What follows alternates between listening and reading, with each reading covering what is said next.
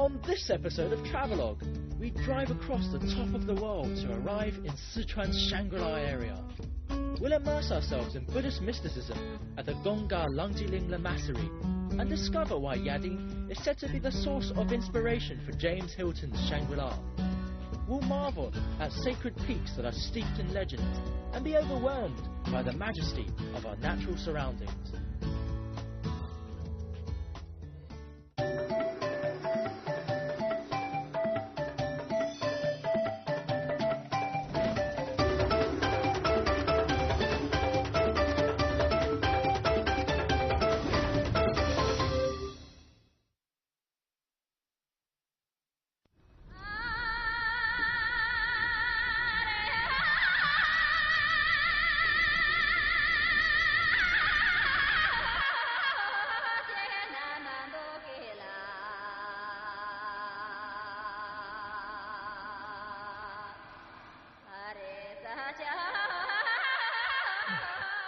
We've now left Litang and on our journey towards Yading in the Shangri La area.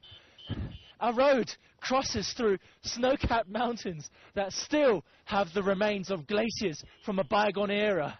We're now 4,700 meters high, and this kind of scenery, all of this, will become more and more common as we drive towards Yading and its 3 sacred peaks. I'm Duran, and welcome to Travelogue. Pushing ourselves forward towards Shangri-La, we climb onto Haizi Mountain, the highest place we'll drive across this entire trip. I'll be honest with you, even though it feels like you're walking across the top of the world, there's a certain sense of dread that you just can't shake off, and I know I definitely wouldn't want to be stranded up there.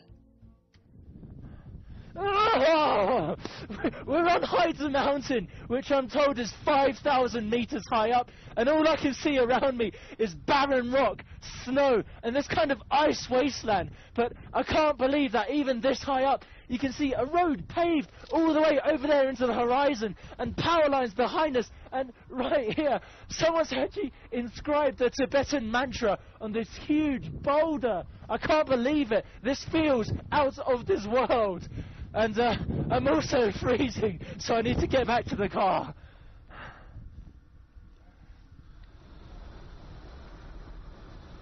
The road to Yading gets pretty dangerous. When you're this high up, the weather can change so drastically that within minutes, visibility can drop to absolute zero.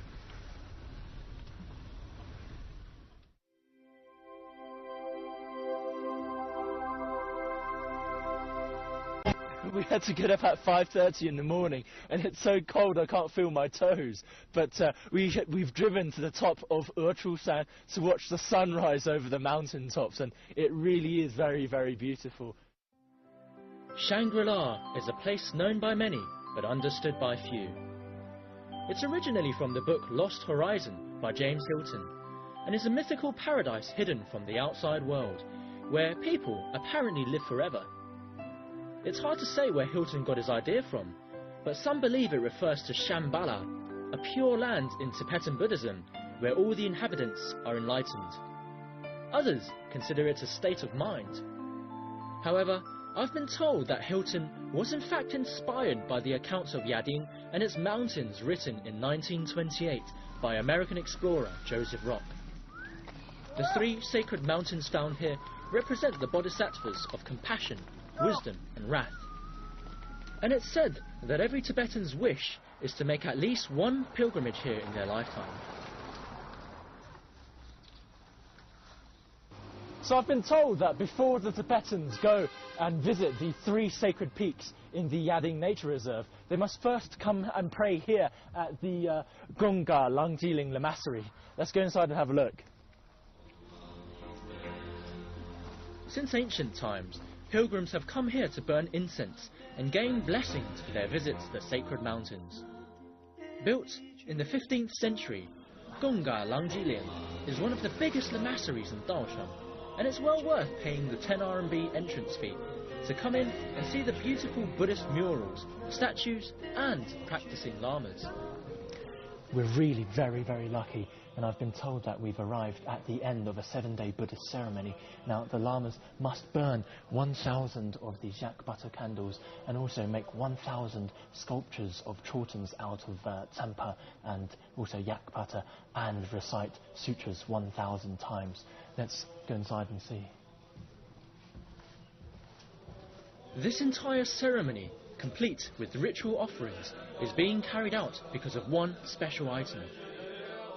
Kept in a room unfortunately off limits to tourists, this lamasery holds a solid gold chorten with a bronze statue of the Maitreya Buddha inside, a gift from the 5th Dalai Lama. Maitreya is a future Buddha who's prophesied to appear on earth after Buddhist teachings have been forgotten. And since the statue is too heavy to bring out, the lamas here make chortens as a substitute. These sculptures that look like chortens, the stupas that we see outside, are offerings to the Buddhas, and they're made of tsampa and yak butter, and each of them represents something. This circular thing in the middle represents the wheel of transmigration, the wheel of existence in Buddhism, and then above it, the moon and the sun at the top.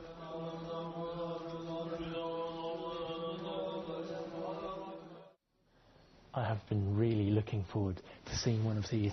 This is a Bhava Chakra, and it depicts the wheel of transmigration, the wheel of existence in Buddhism. And right in the middle, you see the 3 poisons of Buddhism, the pig representing ignorance, the rooster representing greed, and the snake representing hatred. And as we move outward, you have these 6 realms, the 6 realms of Buddhism, where you have the devas at the top, the gods, and then on the left-hand side are the humans, and the top right, the asuras, the half-gods. And as we move towards the lower half of the circle, you've got the animals here on the left, the pretas, the hungry ghosts on the right, and right down here, Naraka, which is Buddhist hell. And as we move even further out, this outer section has 12 sections, and these 12 sections represent the 12 sins, the 12 causalities that cause us to remain in this never-ending cycle of life and death. And right at the top, you have this kind of scary figure, the 3-eyed figure. This is usually the god of death, Yama, who holds onto the wheel of transmigration, which represents the fact that life is transitory, that everything is impermanent. Legends say the Buddha himself created the first Bhava Chakra, and I found myself awestruck by the complex yet perfect clarity of its design. Some say that if humans are able to rid themselves of their worldly desires, they stand the best chance of becoming enlightened and escaping from the never-ending cycle of life and death.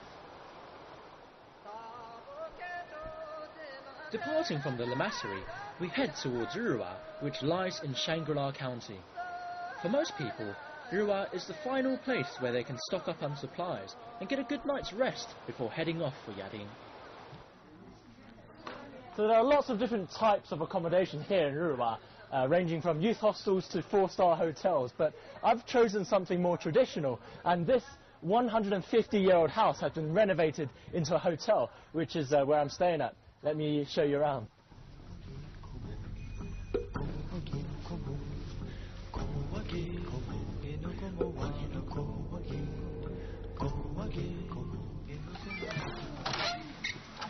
Alright guys, come inside. This is my room. Everything here is original, except for the furniture. They're all new. And I've got all the mod cons. I've got a flat screen TV. Let's go check out my shower. You see, this is nice, this is nice. Honestly speaking though, all of this doesn't come cheap, and it costs around $100 a night to stay here. But honestly, if you're going to come here, you might as well sample the traditional Tibetan house and traditional Tibetan culture. And if you look outside, all the other houses are in the same style as well. I was really impressed by the design of this guest house. I love the fact that, although it looks like any other Tibetan house on the outside, its inside is that of a completely modern hotel. The key word here is convenience, and there are even prayer wheels on the floor above for the discerning Buddhist. Alright guys, this is the 3rd floor, and we've got a really lovely terrace here, and since we're in such a central location, I've got a really nice view of the old-style Tibetan houses and then the mountains surrounding us on all sides. It's a really nice view. There's another reason why I chose this place, and if you see these guys outside, you simply must join in on the fun.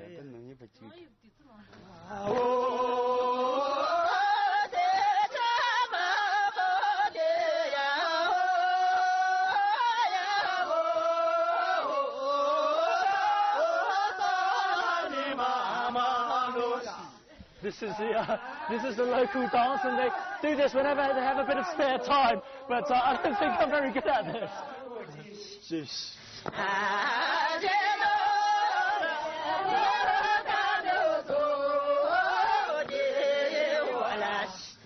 Although I have no idea what they're singing, apparently they're singing these songs that are meant to be very beautiful, and they're meant to be poems as well.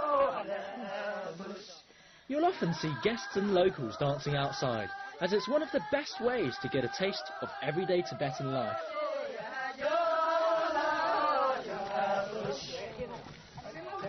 This house used to be owned by the village head. These days, he lives in a modern building nearby, but he still treats this place as his home, and often comes over to eat and chat with his family and friends. After a long round of dancing, we're going to sit down to some Tibetan-style dinner, so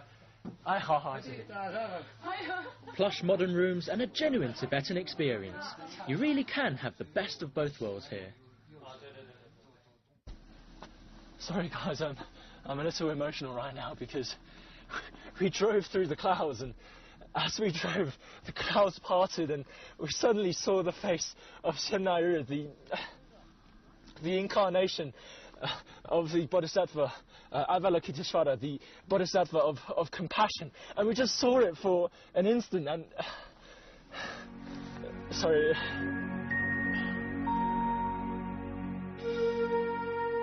It's hard to describe what came over me, but as soon as I saw the peak of Xian I was overwhelmed by a sense of joy and relief.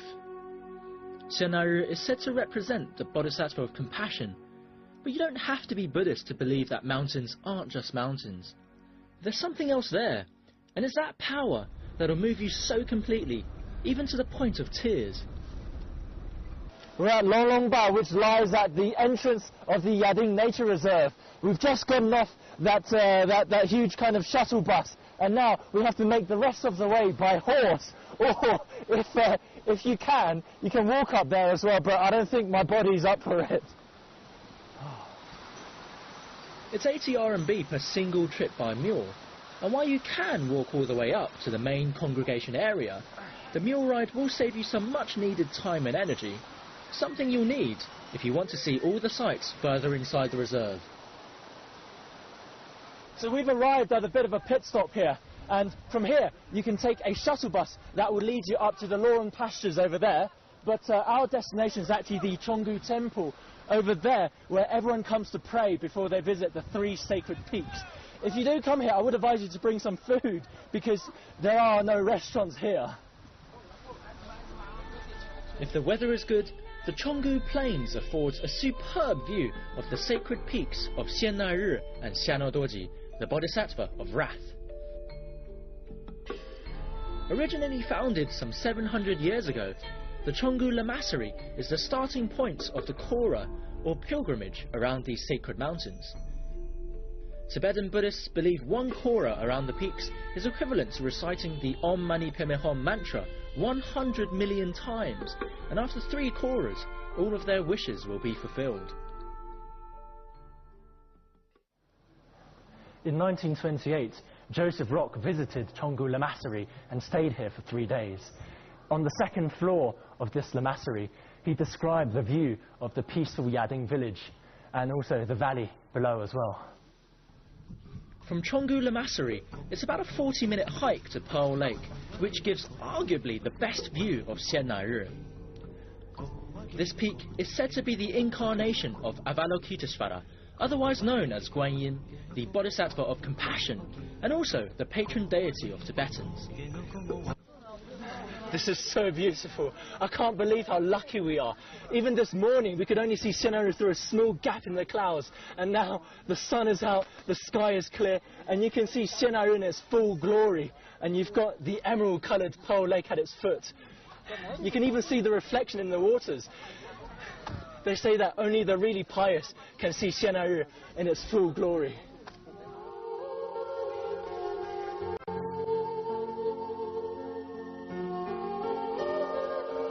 It'd been snowing heavily for the 2 days before we arrived, so you can imagine how lucky we were to see Shangri La so clearly. There's a saying for Shangri La that goes, "Only visit me when my body is white, and should my body turn to black, visit me no more." A strong reminder that these kinds of places can only exist with proper conservation. Alright guys, our shuttle bus is here. Let's go to the Lorong pastures. 哎，你好，我坐这儿了啊。哎，好，呀，走。Alright guys, see you in a bit. Our destination today is the Milk Lake. It's nestled high up between the 3 sacred peaks, and is one of the most difficult places to reach in Yading. Just remember, if you want to go there, do set out early, as it is a pretty long trek. In James Hilton's Lost Horizon, he talked about the Shangri La, a lost valley, and this really feels like it. We've got a road that's kind of paved through, but everything else, personally, for me, this is Shangri La. Hey, 杨麦勇，哪边？最右边的，最右边的。就刚出来的，刚写说，guys, that's Yangmayong. This is the first time we've seen the sacred peak of Yangmayong.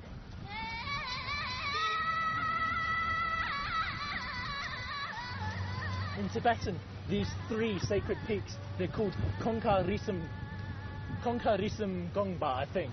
And, Kongka Risam Gongba, I got it right. And it means the 3 sacred protective mountains that snow will never melt on. And you can see on Yangmayong, the Bodhisattva of Manjushri, that there's no actual rock that appears through the mountain. It's completely covered by snow. In some ways, Yangmayong almost seemed like a perfect representation of Manjushri, the Bodhisattva of wisdom. Its sharp and clearly defined peak looks like a sword thrust into the heavens and piercing the clouds. And if you then look at statues of Manjushri, you'll always see he's holding a flaming sword that represents transcendent wisdom, cutting through clouds of ignorance.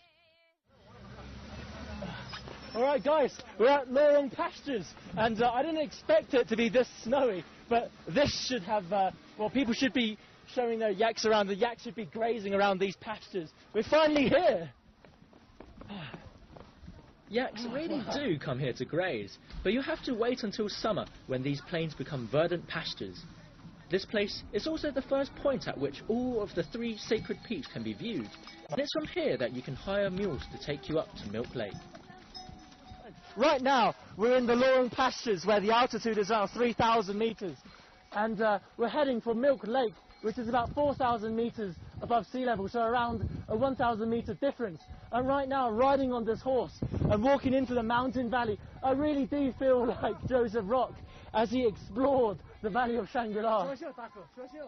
It is quite expensive to go up by mule, and a round trip will set you back around 300 RMB. But it does mean that it will take you just 1.5 hours to reach Milk Lake, as opposed to more than 4 hours by foot. It's a pretty tiring climb, so if you do decide to take the easier route, be sure to arrive early, as only 90 people per day can go up by mule. For an additional fee, you can also ask the wranglers to help you carry your bags.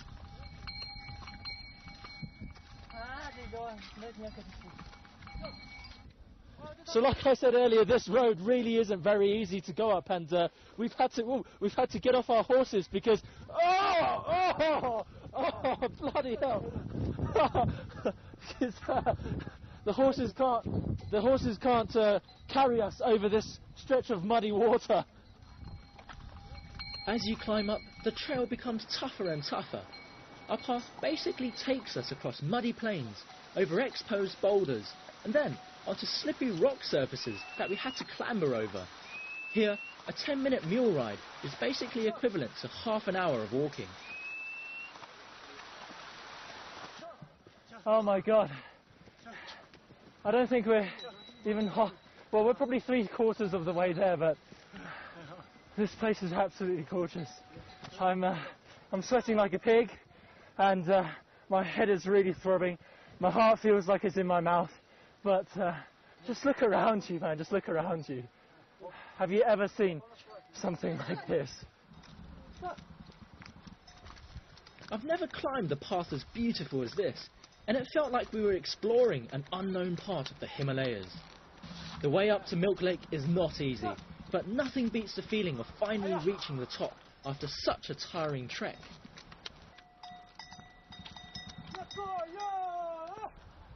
I don't know what to say.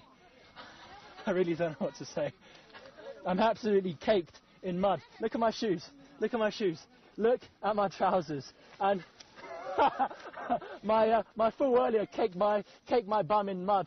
But honestly, who cares? Our journey took a little over 1 hour, and it was quite possibly the best climb I've ever had. And now we've arrived at our destination. Over there, what you can see, the lake over there, the one that's shimmering in the sun, is the Milk Lake that we've been looking for. This is it's like a mountain oasis. It's absolutely incredible. We must thank our wranglers, as not only did they take responsibility for us, our mules and our bags, but they're also in charge of keeping this place as pristine as it is. As much as the locals want tourists to climb up to Milk Lake, it's still a sacred place to them, so make sure not to disturb the surroundings, and remember, take all your litter with you.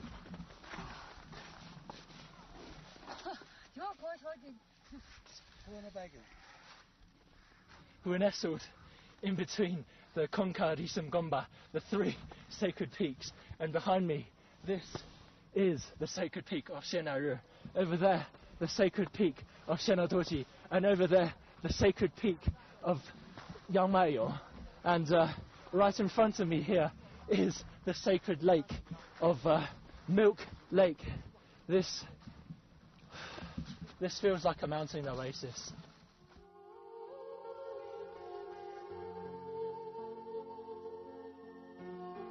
Milk Lake receives its water from the glacier running off Yangmayo. It gets its name from the reflections of snow-capped peaks on its surface, which turn the edges of the lake milky white.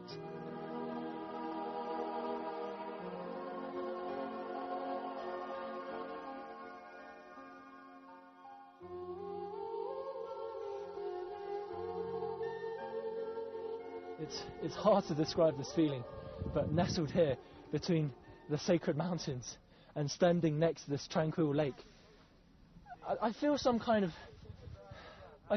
spiritual fulfillment. It sounds a bit cliche to say it, but I really do.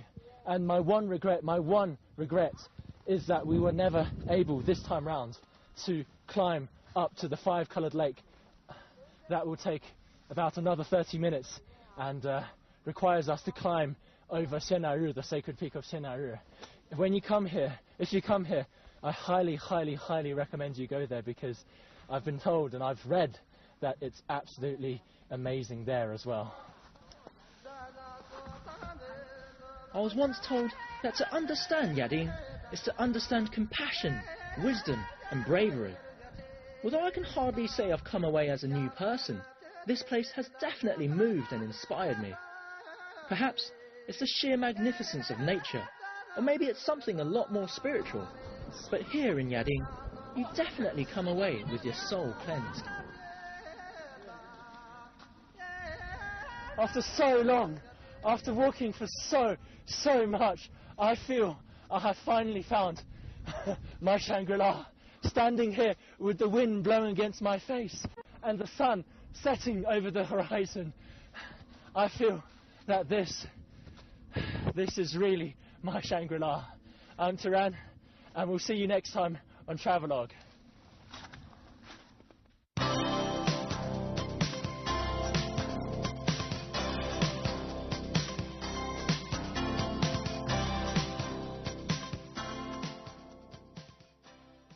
That you just can't shake off, and I know I definitely wouldn't want to be stranded up there. Oh, we're on Ⅲ Mountain, which I'm told is 5,000 meters high up, and all I can see around me is barren rock, snow, and this kind of ice wasteland. But I can't believe that even this high up, you can see a road paved all the way over there into the horizon, and power lines behind us, and right here, someone's actually in...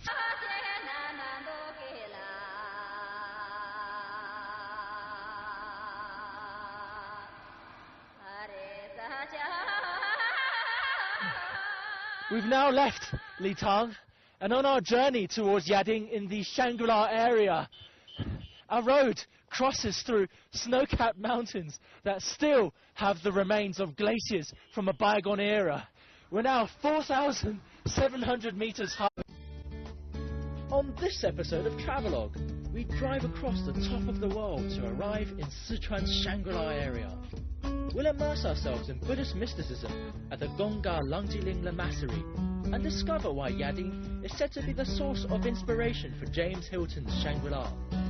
We'll marvel at sacred peaks that are steeped in legend and be overwhelmed by the majesty of our natural surroundings. And this kind of scenery, all of this will become more and more common as we drive towards Yading and its 3 sacred peaks. I'm Duran, and welcome to Travelogue. Pushing ourselves forward towards Shangri La, we climb onto Ⅲ Mountain, the highest place we'll drive across this entire trip. I'll be honest with you, even though it feels like you're walking across the top of the world, there's a certain sense of dread.